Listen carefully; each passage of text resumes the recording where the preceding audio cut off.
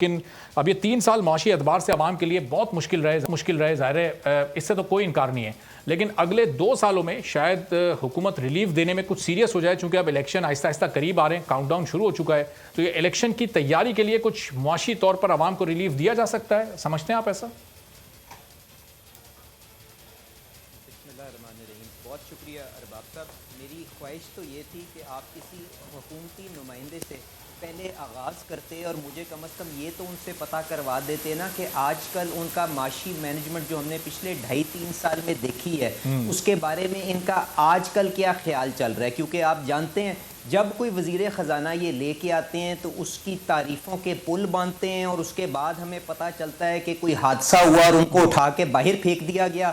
اگلا جو آتا ہے وہ پچھلے فائنانس منسٹر کے اوپر چارج شیٹ کرتا ہے اور اس کے بعد یہی سلسلہ پچھلے 2-3 سال پہ چلتا رہا ہے. تو اگر کوئی یہاں پہ نمائندہ حکومت کا ہوتا تو پہلے میں ان سے یہ پوچھ لیتا کہ مجھے کس پیرائے میں گفتگو کرنی ہے، پر اگر میں شوکت ترین صاحب کی پریس کانفرنس کو آج لے کے چلوں تو میرے خیال سے انہوں نے تو یہ بالکل کلیئرلی کیٹیگوریکلی یہ پوزیشن لی ہے کہ پچھلے 3 سال کے اندر اس ملک کا بٹھا بٹھا دیا گیا ہے. تو میں آپ کا جو آگے سوال ہے اس کو اس پرسپیکٹیو سے جواب دینے کی کوشش کروں گا. دیکھیں اب جو ہمارے ملک کے جو فنڈامنٹل کویسچنز ہیں نا، جو فنڈامنٹل ایشوز ہیں ارباب صاحب، ان کو حل کرنے کے لیے جو پہلی چیز آپ کو کرنی پڑے گی وہ یہ ہے کہ ان کو اون کرنا پڑے گا. چلیں دیر آئے درست آئے، جو اپوزیشن کہتی تھی، آج کے جو فائنانس منسٹر صاحب ہیں انہوں نے کم از کم اس کو اون تو کیا. اب اس کے اندر انہوں نے ترجیحات بھی جو اپنی بتائی ہیں جو کہ ان کی ویژن ہے، یہ بالکل وہی ویژن ہے جو پاکستان مسلم لیگ نواز پچھلے 2-3 سال کے اندر آپ کو کہتی رہی ہے کہ جی اس ڈائریکشن کے اندر چلیں. میں آپ کے سامنے وہ انیومریٹ کر دیتا ہوں اور آپ اس کے پرائے کے اندر ان کی آج تک اچیومنٹس بھی دیکھ لیجئے گا. پہلا جو ایک ایشو ہمارا ہے وہ ہے آپ کا فسکل ریفارمز کا، کہ آپ کے پاس ٹیکس ریونیو اتنا اکٹھا نہیں ہوتا کہ آپ اس کے ذریعے اپنے جو اخراجات ہیں وہ اٹھا سکیں یا کوئی ڈیولپمنٹ کا کام کر سکیں. تو دیکھیں اس کے اندر جو بہتری آئی ہے جس کی طرف شوکت ترین صاحب نے اشارہ کیا، یہ انہوں نے پھر آدھا سچ بولا ہے. اگر وہ پورا سچ بولتے تو آپ کو سچویشن بہتر سمجھ میں آتی. دیکھیں ٹیکس ریونیو بالکل بڑا ہے، پر ان سے کوئی یہ پوچھتا کہ بھائی جو انکم ٹیکس دینے والے ہیں، جن امیر لوگوں کو آپ نے ٹیکس نیٹ کے اندر لانا تھا، کیا وہ 25-30 لاکھ سے آگے گئے ہیں کہ نہیں گئے ہیں؟ وہ بالکل نہیں گئے. یہ ساری کی ساری جو آپ کو انکریز نظر آ رہی ہے انڈائریکٹ ٹیکسز کے ذریعے نظر آ رہی ہے، اور خاص طور پہ پیٹرولیم ڈیولپمنٹ لیوی کی حد کے طرف سے نظر آ رہی ہے. تو آپ جانتے ہیں جب بھی آپ انڈائریکٹ ٹیکسیشن کے اوپر چاہتے ہیں تو غریب آدمی کے اوپر زیادہ بوجھ پڑتا ہے اور اس کا یہ ریگریسو بائی نیچر ہوتا ہے، جس کی تکلیف آپ کو مہنگائی کی شکل کے اندر گلی گلی محلے محلے نظر آ رہی ہے، اور اس کا سیاسی جو کاسٹ ہے وہ بھی ان نالائکوں کو دینی پڑ رہی ہے. اور جس طرح سے آپ نے اشارہ کیا کراچی ہو، خوشاب ہو یا کوئی بھی صوبہ ہو، اس کے اندر نظر آتی ہے. تو ایک یہ ہمیں چیز جو ہے جس کے اوپر کام کرنے کی ضرورت ہے کہ ٹیکس نیٹ میں کس طرح سے ان ٹیکس سیکٹرز کو لے کے آنا ہے.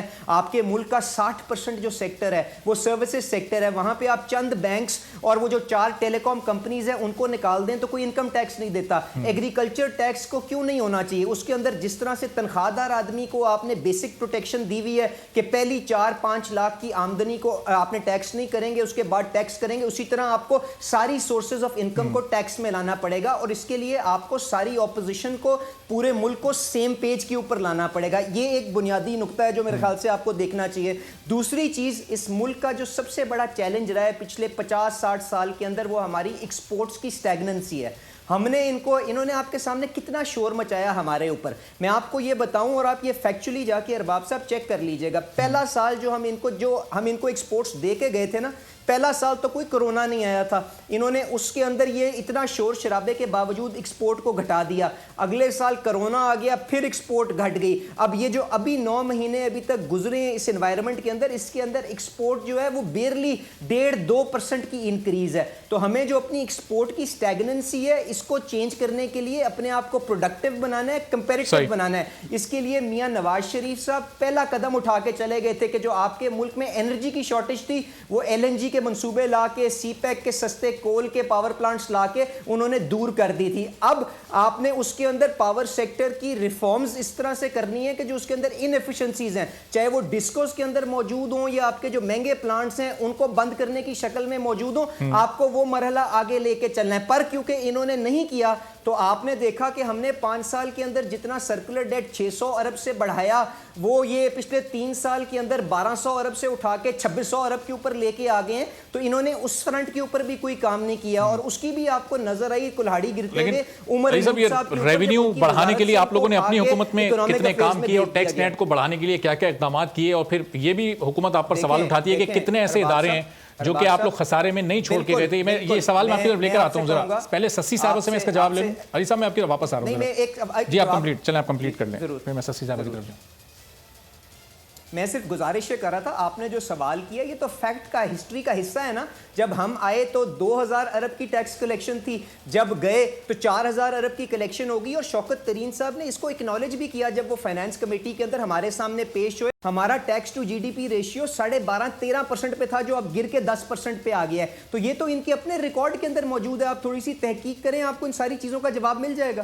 صحیح. سسی صاحبہ, یہ ریونیوز آپ لوگوں کے دور میں بھی ظاہر ہے نہیں بڑھ سکے اس حد تک کہ یہ آئی ایم ایف کے پروگرام سے نکلا جا سکے. اب ظاہر ہے یہ ڈیٹس اس دور حکومت میں تو بہت زیادہ بڑھ رہے ہیں, لیکن یہ الزام آپ ہی لوگوں پر لگاتے ہیں کہ آپ تمام ادارے خسارے میں چھوڑ کر گئے تھے. ان خساروں کے اداروں کو ہم کس طرح چلا رہے ہیں یہ ہم ہی جانتے ہیں. کوئی ایک بھی ایسا ادارہ تھا جو آپ کی حکومت یا مسلم لیگ نون منافع میں چھوڑ کر گئی ہو پاکستان تحریک انصاف کے لیے؟ بہت شکریہ ارباب صاحب. جوک آف دا سینچری, یہ جو چیز آپ بتا رہے ہیں, بیان کر رہے ہیں, آپ اعداد و شماری دیکھ لیں. حالانکہ دہشت گردی سے جنگ لڑ رہے تھے ڈائریکٹ, یعنی میدان میں تھے ہم, اور بہت بڑے آپریشنز ہو رہے تھے, ڈسپلیسمنٹ ہو رہی تھی, بہت بڑا پریشر تھا, اور جو مشرف کی دین جس صورت میں تھا. لیکن اس وقت جو یہ حکومت جس نے مینیفیسٹو دیا تھا کہ وہ معاشی چیزوں کو بہتر کرے گی, اور سب سے زیادہ متاثر کوئی چیز ہوئی ہے وہ معاشیتی متاثر ہوئی ہے.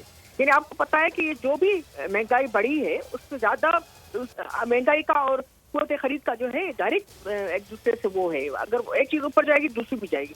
اب یہ جو چیزیں بیان کرتے ہیں ان کا جو مختلف فیکٹرز جو ہے, لیکن اس میں انہوں نے بھلے وزیر بدل دے, اس وزیر نے آ کر جو چیزیں بیان کی ہیں کافی ساری چیزیں سمجھ میں آنے والی ہیں, لیکن کیوں پہلے ان کو سمجھ میں نہیں آئی.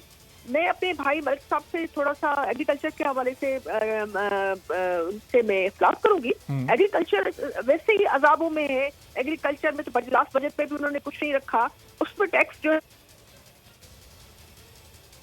جی سسی صاحب آپ کو آواز آ رہی ہے؟ سسی صاحبہ کی آواز غالباً چلی گئی. تو علی پرویز صاحب اب ظاہر ہے یہ, جی علی پرویز صاحب آپ کو آواز آ رہی ہے میری؟ مجھے آواز نہیں آ رہی.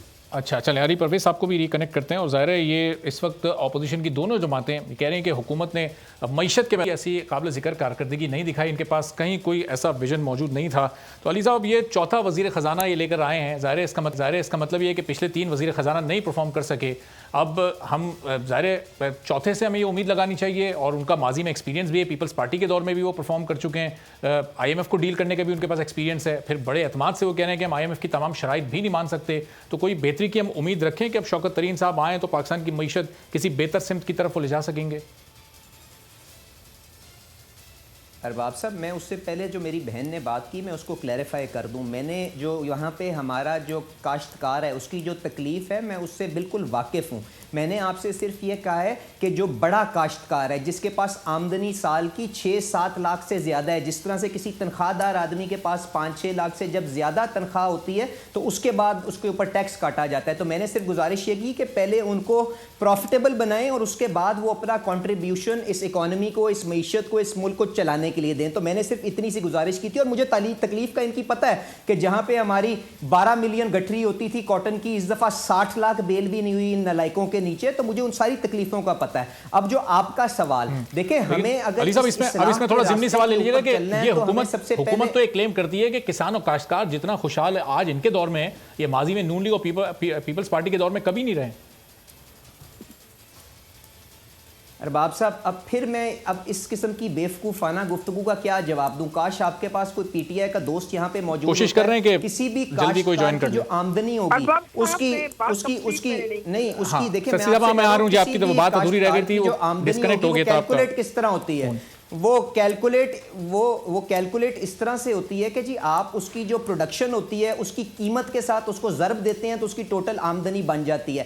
اگر اس کی پروڈکشن جو آدھی ہو گئی ہے, میں آپ کو بتا رہا ہوں 12 ملین کاٹن کی گٹھری جو تھی وہ 6 ملین ہو گئی ہے, اور اس کے بعد اگر 10% قیمت بڑھ بھی گئی ہے کیونکہ انہوں نے ماشاءاللہ مہنگائی اتنی کر دی ہے, تو مجھے بتائیں کہ وہ بہتر اس کی حالات ہوئے ہیں کہ بدتر ہوئے ہیں. تو کائنڈلی یہ آدھا سچ جب تک بولنے کی یہ جو ان کی روایت ہے اس کو ختم نہیں کریں گے نا تو اس ملک کے اندر کوئی بہتری نہیں آ سکے گی. تو سب سے پہلے پرابلمز کو اون کریں, اپنے پارلیمنٹ کے اندر لوگوں کو دیکھیں جن کے پاس یہ قابلیت موجود ہے جو اس ملک کے لیے بہتر فیصلے کر سکتے ہیں. باہر سے امپورٹڈ لوگ لا کے جو اپنا بریف کیس لے کے آئیں, آئی ایم ایف کا ایجنڈا یہاں پہ امپوز کریں اور اس کے بعد جب حکومت جائے اٹھ کے باہر چلے جائیں تو یہ بالکل نامناسب ہے. آج ان سے سوال کریں نا کہ حفیظ شیخ صاحب جس کی اتنی تعریفوں کے یہ پل باندھتے تھے اور جن کا سفر یہ تو روایت ہے, یہ تو پیپلز پارٹی کے دور میں بھی ایسی ہوتا تھا, اس کے بعد وہ آج کہاں پہ ہوتے تھے. اور آپ کے اپنے وزیر خزانہ اسحاق ڈار صاحب بھی آپ دیکھیں جیسی ان کے, میں تو آپ کو میں واپس آپ کی طرف آ رہا ہوں, نواز کا جو ٹریک ریکارڈ ہے اس کے سامنے پیش کر رہا ہوں نا ارباب صاحب. میں آتا ہوں آپ کی طرف واپس ذرا. جی سسی صاحب, بات آپ کی ادھوری رہ گئی تھی. میری بات یہ تھی کہ کمر ٹوٹ گئی ہے مہنگائی کے حوالے سے. اب اس میں آپ دیکھیں کہ خوراک کی تیاری میں جو خام مال استعمال ہوتا ہے اس کی قیمتوں میں اضافہ ہو رہا ہے. تیل اور صنعتی جو اشیاء ہیں اس کی قیمتوں میں اضافہ, آپ کے ٹیکس کی جو ہے شرح میں اس میں اضافہ, کرنسی میں آپ کا جو قیمت ہے اس کا جو نیچے گرنا ہے, یہ زرعی اجناس میں امدادی قیمتوں میں جو ہے انہوں نے بہت بڑا اضافہ کر دیا ہے. بجلی گیس کے جو ہے وہ اس میں آپ دیکھ لیں کہ بلز میں کتنی زیادتی ہوئی ہے, اور پھر اجرتیں یہ جو تنخواہیں ہیں اس میں اضافہ جو ہے جس طرف ہونا چاہیے تھا اس میں, تو پینشن میں بھی آپ نے دیکھ لیا کہ کیا ہوا. پھر یہ بجٹ خسارہ جو ہے وہ ظاہری بات ہے, یہ ساری چیزیں جو بھی انفلیشن کا ریٹ اوپر گیا ہے اوپر گئی ہے اس میں یہ ساری چیزیں آتی ہے. اس حوالے سے آپ دیکھ لیں اس سے کنسرن اس سے جڑی ہوئی جو بھی وزارتیں جو بھی ایون آئینی ان کے فورمز پہ اس میں انہوں نے کوئی بھی ایک آپ کو یعنی ایک ٹھوس آپ کو پالیسی یا جامع پالیسی آپ کو نظر نہیں آئے گی. آج جو بیان کیا ہے شوکت طریق صاحب نے, جس سے یہ ڈفر کرتے تھے, جس کو وہ کرٹیسائز کرتے تھے, کنٹراڈکٹ کرتے تھے جن کی پالیسیز سے, اگر آئی ایم ایف سے ہم پہلے ہی جو ہے اپنی ان کی شرائط اگر کچھ مانتے ہوئے بھی, لیکن اتنا عوام کے ساتھ ظلم کی دیکھیں کہ صرف بجلی کی طرف آپ دیکھیں 3 یونٹ جو ہے ابھی بھی جو اضافہ جو ہے آپ سوچیں, ایک طرف کروڑا پورا سال یعنی معیشت ویسے بھی اس میں, اور اوپر سے جو حقائق آ رہے ہیں یہ تو ماننے کے لیے تیار نہیں تھے. خود ان کے لوگ جو ہے انہیں کی جو ہے سرکس میں باتیں جو نکل رہی ہے, دیکھیں ان کی اسٹیٹ بینک کے جو ہے یا ان کے بیورو آف اسٹیٹسٹکس کے جو ہے آپ ان کے اعداد و شمار دیکھیں. تو فارن انویسٹمنٹ جب ہوئی نا, جب آپ کی جو ہے صورتحال یہ سامنے اژدہا کی طرح منہ کھولے غریب آدمی کے پیچھے پڑی ہو, اس میں جامع پالیسی جو پی ٹی آئی کی بڑے بانگ دعوے ہوتے تھے اس میں یہ بہت فیل ہوئے, ناکام ہوئے. یہ نہیں ہے کہ تنقید برائے تنقید ہے, یہ نہیں, یہ سینسبل لوگ ہوتے تو ٹیم پہلے سے وہ اور سسی صاحب اس ناکامی کی پولیٹیکل کاسٹ بھی تو پے کر رہے ہیں نا. آپ دیکھیں این 249 میں الیکشن ہار رہے, ابھی خوشاب میں بھی پوزیشن کوئی اتنی بہتر نہیں, اس سے پہلے ملیر میں بھی آپ سے الیکشن ہار چکے ہیں, نوشہرہ میں نون لیگ سے ہار چکے ہیں, اپنے گھر کی سیٹ نکالی. تو عوام کا ریئیکشن تو آ رہا ہے ان ساری چیزوں پر. ارباب سیاسی چیزوں کی نہیں, اگر ان کو تکلیف عوام کا نقصان ہوا ہے, عوام جو ہے وہ بالکل کمر ٹوٹ چکی ہے عوام کی. آپ دیہاتوں میں جا کر دیکھ لیں, آپ جو آپ اجلاس کی جو بھی میں نے بات کی, آپ کی جو ہے چینی اور اس سے تو یہ نپٹ نہیں سکے, صرف سارا بار آ گیا شوکت ترین پر, اور شوکت ترین صاحب کے حوالے سے بھی ٹیم الگ سے بن گئی ہے. اب جو ہے ان کے پاس دور اندیشی والی بھی ایک جو ہوتی ہے نا, ایک آپ کی وسیع نظری ہوتی ہے. آپ کو پتا ہوتا ہے کہ اس میں اگر ناکام جا رہے ہیں تو تھوڑا جو ہے وہ پلان بی کیا ہونا چاہیے. تو پلان بی کے پاس یہی ہے کہ وزیروں کی بار بار تبدیلی کی جائے.